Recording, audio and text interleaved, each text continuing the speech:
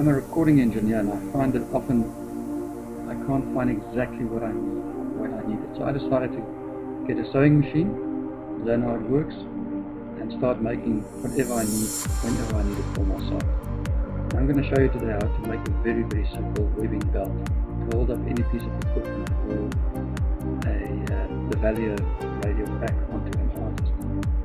What's happening here is that once you've cut the weaving with the scissors, the edge will start to fray. By using a match, you can just burn the edge. You just singe it a little bit, you can stop it from coming apart. This is a very cheap plastic belt buckle. You get 2 of them in a pack for about 5 rand.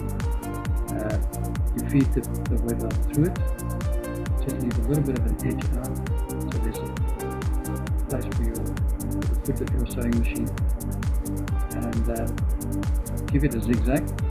That'll just strengthen the stitch, and off you go.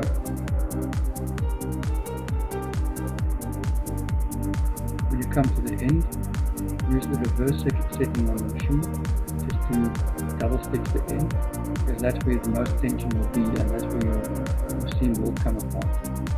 When you're done, stop it, turn the belt around, just do the same thing in reverse. In other words, you double stitch the whole length of the joint there, and that will make sure that you have a very strong buckle belt connection. Again at the end, very simple, just reverse stitch, make sure that you double stitch the end. Simple as that, there you're done. Take the scissors, cut off the excess yarn, both sides.